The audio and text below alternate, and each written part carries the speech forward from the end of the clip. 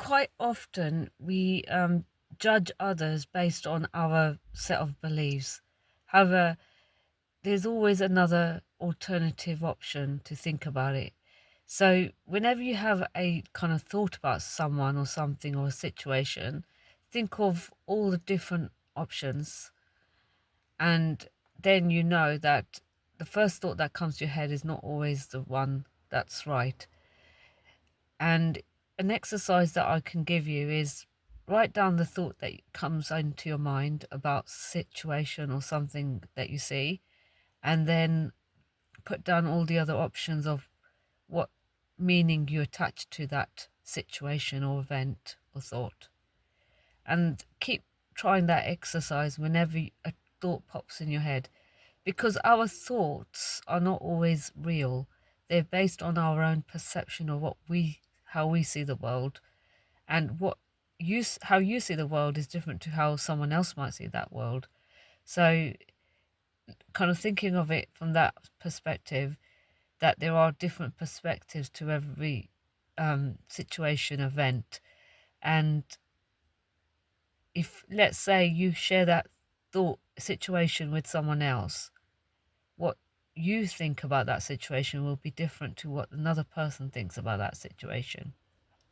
So, for example, when someone gets hurt by something, one person might be deeply hurt by that situation and feel like it takes a long time to get over that situation, whereas another person might pick up and move on quickly because their view is that we've learned from that experience and now let's move forward.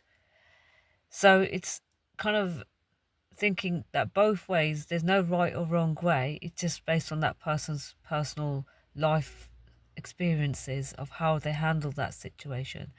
And the more you expose yourself to challenges that kind of go beyond your comfort zone, the more resilient you become at handling setbacks and rejection. And rejection is the best way to kind of learn and become more resilient. Because if you don't go through failure or rejection, you don't grow from it. So for me personally, I think is if I was to see a client and they kind of look at a situation, I refrain from kind of giving my opinion about what they should do, because my job as a coach is not to fix you. My job as a coach is for you to facilitate that change, to kind of empower you to make the change that you want to. Or you might simply want to stay as you are. That's perfectly fine. However, it's kind of thinking that just because that person has that thought situation doesn't mean another person will think of it that way. So when you have a thought, write down 4 or 5 different ways or meanings that you can attach to that thought. And then that would make you think, like, actually, why was I worried or anxious about that thought?